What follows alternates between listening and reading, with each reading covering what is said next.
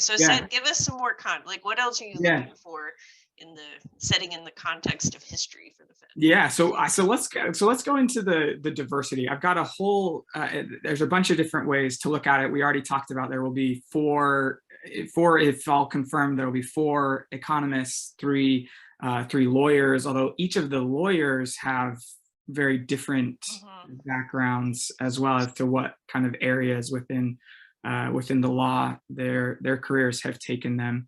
And I want to make sure we talk about geography, because that is something that comes up with governors as well. But let's start with, go ahead. 4 women and 3 men. Yes. Right? Yeah, I don't think women have ever been a majority. So they've been in the majority once. in 2000, I think 11, when because there were 2 vacancies. It was after Walsh left, so it was 3 women and 2 and Bernanke. So this is the first time we had 4 women. But it's the first time we've had 4 women. So I got a cool list here that I've been going back through the data. So there's a cool. So yes, we've talked about Lisa Cook, first Black woman, 109 year institution. That's far too late, but we're so excited that we're here with that.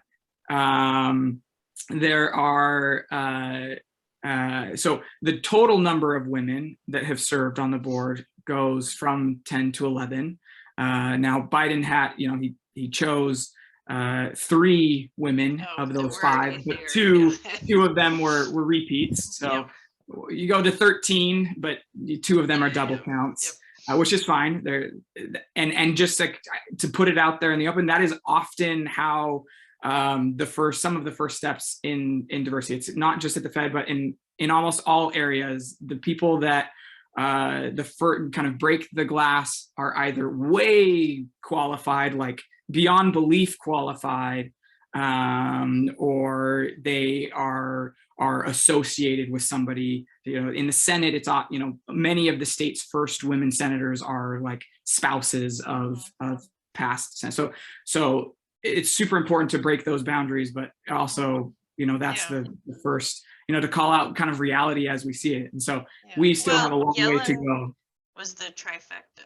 Like she's the only one to be the chair of the Council of Economic Advisors, the Fed chair, and she was the first woman Fed chair, and now she's the Secretary of the Treasury. Yeah, right. It's so cool. And she's the first woman Secretary of the Treasury. Correct. Right? Yeah. So and that one she got by being like way above the bar, right? So, this is not lost on me. I have no. Yeah, it's just I think it's just worth pointing out, and hopefully as it goes on, it the idea in diversity and all of this stuff is that hopefully eventually it won't be the headline, right? I think it should be the headline today, but we want to get to a point where eventually it won't be. So anyway, so that's just happened. So and I appreciate there's diversity on all dimensions, and we talked about backgrounds, both intellectual backgrounds, work backgrounds, race, gender, and geography is one that doesn't get talked about a lot, but it is built in to the foundation of the Fed. Actually, why don't you tell us about that? Because I don't think everyone how the reserve banks fit with the board of governors and some of the facts about the two. Okay. Yes. Okay. So we can spend some time on the geography here. So I guess kind of 2 ways. I guess big picture, just Fed structure in general. You can the Cliff Notes version is that there was just this big debate when deciding how to structure the new central bank. After Panic of 1907, they decided we do need a central bank. Do we have one big one like many of the European central banks? And they had those advocates, and then there were people that said, "No, our country's really different. We're really big. Geographically, we're really spread out."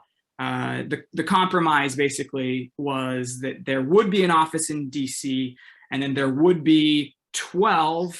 The Congress said there could be between 8 and 12. The committee that was assigned to chose said that there would be 12. So they drew this chart, this map of the country, and they drew 12 circles, 12 districts. Over the first 20 years, it was organizational, it was pure chaos. As far as there was just fights between the Washington and the Reserve Bank districts, and there were there was this massive amount of confusion, governance confusion, because the law was so vague. It slowly, fixed itself. In some areas, it started to move naturally towards some consolidation. Big change in the 30s over a couple of acts, big one in 1935, that really kind of brought it to where mostly we are today. And that is that the policy and monetary policy, so not the supervision stuff, that still stays with the governors in Washington, just those 7. But the interest rate stuff, that happens with 19, all 12 of the reserve banks and all 7 governors, when at capacity, they get together, and 5 of the reserve banks on a rotating basis that was changed in the 40s, but hasn't changed since the 40s. They get to vote, and they rotate every year. So you get this like geographic diversity on that scale. Now, for today's purposes, and I am working on something that I'm gonna publish on Twitter. I do these ungodly long threads. I'm gonna do one on geography. They're good. Yeah, and they're fun. They're fun to put together. I break Twitter frequently, and there are certain limits on thread lengths and stuff that I just push right through. So I've got some stuff coming out on this, but there is something specifically in the law about the governors, in that it says that the governors shall, not more than one governor shall be selected from any one Federal Reserve district. So legally, the governors are supposed to come from different districts. So if you've got 7, they're supposed to come from different districts in different Federal Reserve districts. Is that going to be true this time?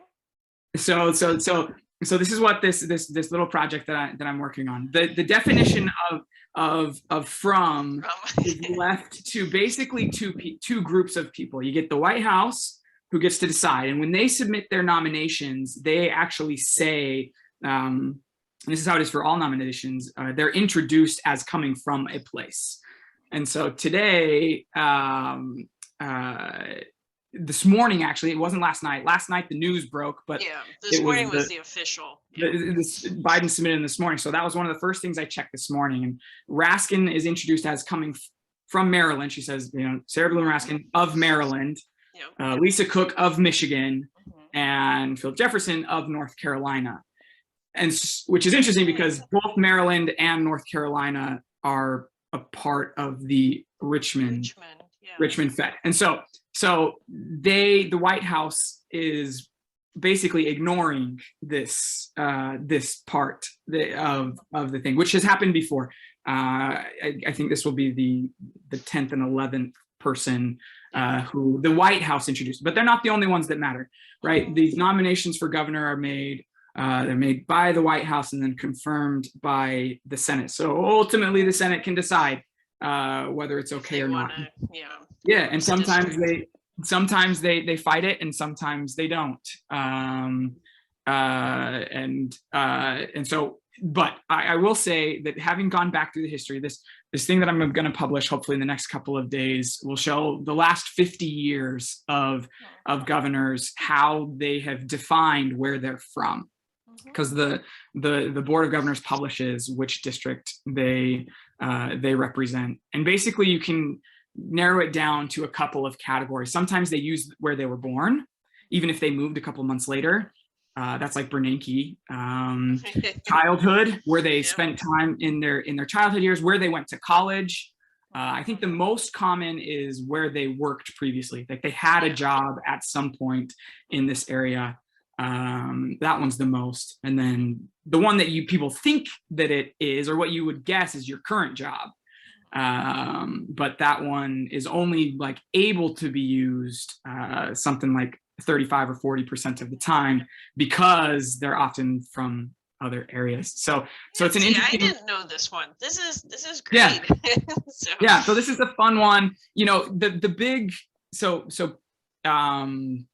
oh man, the senator's name is escaping me. But Peter Diamond was nominated by Obama, I think in 10 or 11. And the Senate banking chair, whose name I can't remember right now, didn't want Diamond, period. Yeah, and It was crazy. Like between the time he was nominated and the confirmation hearings and stuff, he won the Nobel Prize, and like, you know, just very obviously very qualified. But the senator, the like cudgel by which he beat down this nomination was this geography rule, saying that there was already a governor from this area. So we'll see it. And then, you know, and then to be honest, Democrats had many reasons to oppose Judy Shelton, and actually not just Democrats, reasonable people had many reasons to oppose Judy Shelton, but one of which was she was claiming to be from California when she won. So it's been used by both sides. They fudged it. It's basically up to the Senate to decide how much they care. Although, to be completely honest, having had the Diamond experience in living memory, everything for Biden is in living memory. Like, he was a part of that. I mean, at least tangentially, I would have thought for sure they would have at least put on the nomination list a different state from where they were. Just knowing that criticism is like, it's so easy, low-hanging fruit to criticize. It doesn't matter ultimately, and the country has changed a lot. Somebody told me that basically you can, as long as you've flown over a district, you can claim that you're from there. I wouldn't try that, but that senator might not be excited about it. Okay, so that's the geography side. So that's there, and there, so that's an interesting, but it's definitely not the most important.